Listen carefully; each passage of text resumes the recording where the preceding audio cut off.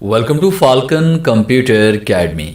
मैं हूं केवल विजय और मैं आज आपको एमएस एक्सेल में 5 अमेजिंग टिप्स एंड ट्रिक्स के बारे में पढ़ाने जा रहा हूं जो आपके काम को बेहद आसान बना देगी। लेक्चर स्टार्ट करने से पहले हमेशा की तरह यही कहूंगा कि अगर आज की इस वीडियो से कुछ आप सीख पाएँ, कुछ आप न्यू लर्न कर पाएँ तो इस वीडियो को लाइक ज़रूर कर दीजिएगा, क्योंकि आपका एक लाइक इस वीडियो को ज़्यादा से ज़्यादा लोगों तक पहुंचा सकता है। तो स्टार्ट करते हैं आज का लेक्चर।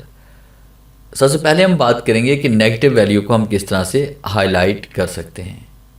जैसे कि मेरे पास यहाँ पे एक टेबल है, इसमें कुछ वैल्यूज़ मैंने मैनेज में दी हुई हैं, इसको मैं सिर्फ हाईलाइट करवाना चाहता हूँ नेगेटिव वैल्यूज़ को।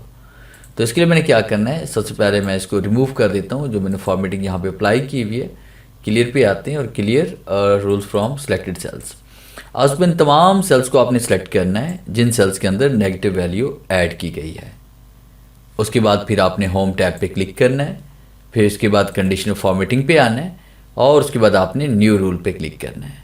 न्यू रूल पे क्लिक करने के बाद यहाँ पे format only cell that contain पे आप क्लिक करेंगे और उसके बाद फॉर्मेट ओनली सेल विद पे आप क्लिक करके यहाँ पे स्पेसिफिक टेक्स्ट पे आपने क्लिक करना है और उसके बाद फिर आपने यहाँ पे नेक्स्ट सेल में आप क्लिक करेंगे, जो लास्ट है हमारा, यहाँ पे मैनेज टाइप करेंगे और उसके बाद आपने फॉर्मेट पे आना है कि आप इसको फॉर्मेट करना चाह रहे हैं। फॉर्मेट फर्स्ट के हम इस कलर से करना चाह रहे हैं और फिल कलर पे आप क्लिक करके यहाँ पे ये वाला कलर सेलेक्ट करें, ओके क्लिक करें एंड ओके क्लिक करें। तो देखें जो आपके पास नेगेटिव वैल्यू जितनी भी होंगी वो सारी हाईलाइट हो जाएंगी।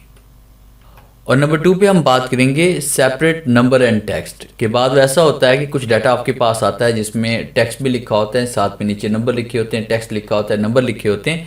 जिस तरह मेरे पास यहाँ पे टेक्स्ट और नंबर को मैंने अलग अलग किया हुआ है। तो ये किस तरह से करना है इसके बारे में मैं आपको पढ़ाने जा रहा हूँ कि सबसे पहले आपने इन तमाम डाटा को इस तरह से सिलेक्ट कर लेना है। सिलेक्ट करने के बाद आप कीबोर्ड से Ctrl+G प्रेस करेंगे, गो टू का ये बॉक्स ओपन हो जाएगा आपके सामने और उसके बाद आपने स्पेशल पे क्लिक करना है। स्पेशल पे क्लिक करने के बाद आपने कांस्टेंट्स पे क्लिक करेंगे तो आपके सामने ये वाले तमाम कमांड आपके पास हाईलाइट हो जाएंगे।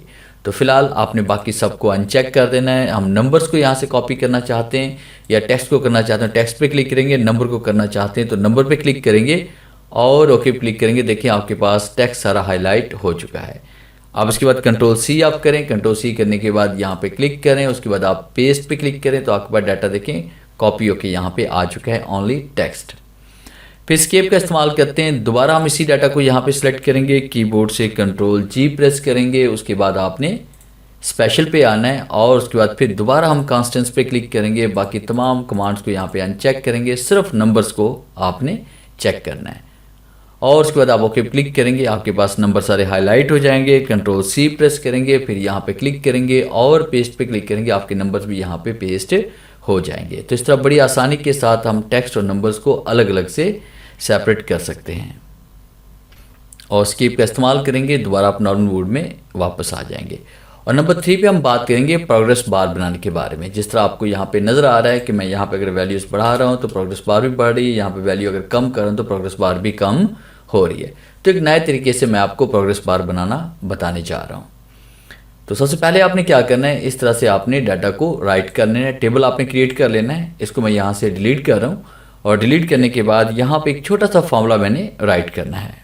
तो यहाँ पे जो फॉर्मूला हम राइट करेंगे वो रिपीट का है, इज इक्वल टू आपने राइट करना है और यहाँ पे हम टाइप करेंगे रिपीट और उसके बाद टैब का इस्तेमाल करते हैं। फिर इसके बाद इनवर्टेड कॉमा में आपने यहाँ पे ये जो खड़ी लाइन है जो बड़ी ब्रैकेट के साथ पड़ी हुई है राइट की तरफ, तो शिफ्ट के साथ जहाँ पे स्लैश लिखा हुआ है तो आपने ये लाइन यहाँ पे दे देनी है और उसके बाद फिर आपने यहाँ पे इनवर्टेड कॉमा क्लोज करना है। फिर उसके बाद कॉमा टाइप करेंगे और यहाँ पे आपने सेल एड्रेस देना है और सेल एड्रेस देने के बाद आपने ब्रैकेट को यहाँ पे क्लोज करना है और उसके बाद जैसे हम एंटर प्रेस करेंगे तो देखिए हमारे पास बार आ चुकी है, मगर आपके पास बार इस तरह से नहीं आएगी क्योंकि मैंने यहाँ पे एक फॉन्ट में इसको कन्वर्ट किया और फॉन्ट का नाम है प्लेबिल।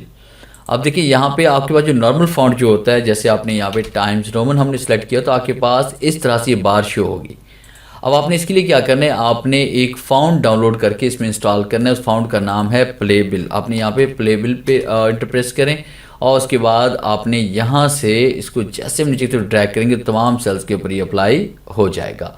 और इस फाउंड को डाउनलोड करने के लिए आप गूगल में जाएंगे और वहाँ पे लिखेंगे डाउनलोड प्ले बेल और बिल। उसके बाद आप जैसे इसको ओपन करेंगे और उसके बाद डाउनलोड करने के बाद आपने इसको एक्सट्रैक्ट करना है। एक्सट्रैक्ट करने के बाद आपने इस फाउंड को ओपन करना है और उसको इंस्टॉल कर लेंगे।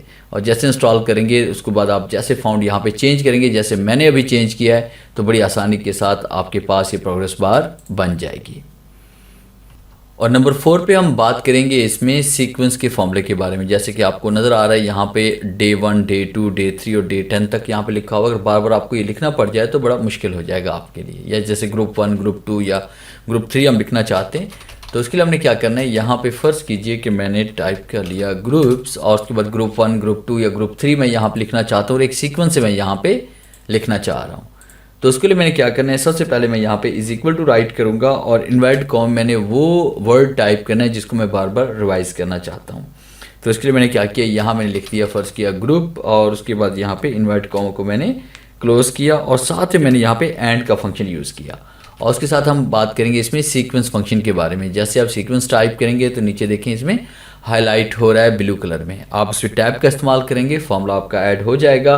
फिर उसके बाद जितनी बार आप इसको रिपीट करना चाहते हैं आपने वो नंबर टाइप करें। जैसे फ़र्ज़ कीजिए मैं 15 ग्रुप बनाना चाह रहा हूँ, फिर इस पर कॉमा टाइप करेंगे और साथ में हम यहाँ पे 1 टाइप कर लेंगे और उसके ब्रैकेट क्लोज और एंटर प्रेस करेंगे तो आप देखिए यहाँ पे ग्रुप 1, ग्रुप 2, ग्रुप 3 और ग्रुप 15 तक आपके पास ये ऐड हो चुका है।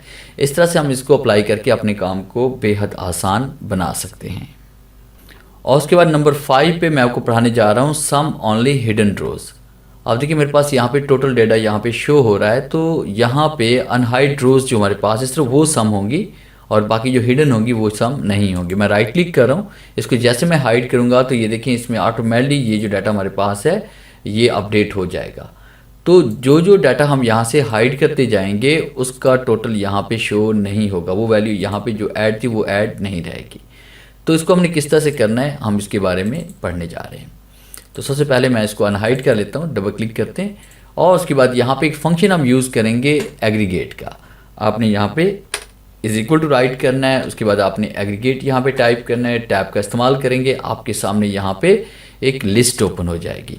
तो आपने सबसे पहले यहाँ पे सम पे आना है, डाउन एरो को यूज़ करते हुए आप 9 नंबर भी यहाँ पे टाइप कर सकते हैं। मैंने यहाँ पे टैब का इस्तेमाल किया, ये आपके पास ऐड हो जाएगा। फिर उसके बाद कॉमा टाइप करते हैं तो आपके सामने एक और लिस्ट ओपन हो रही है। तो यहाँ पे हमने सेलेक्ट करना है इग्नोर हिडन रोज़, तो आपने इग्नोर हिडन रोज़ पे आना है। फिर उसके बाद आपने टैब का इस्तेमाल करना है, फिर उसके बाद आपने कॉमा टाइप करना है। कॉमा टाइप करने के बाद आपने यहाँ पे रेंज देनी है जो वैल्यूज़ आपके पास है, यानी हमारे पास ये वाली वैल्यू है जिसको हम सम करना चाह रहे हैं।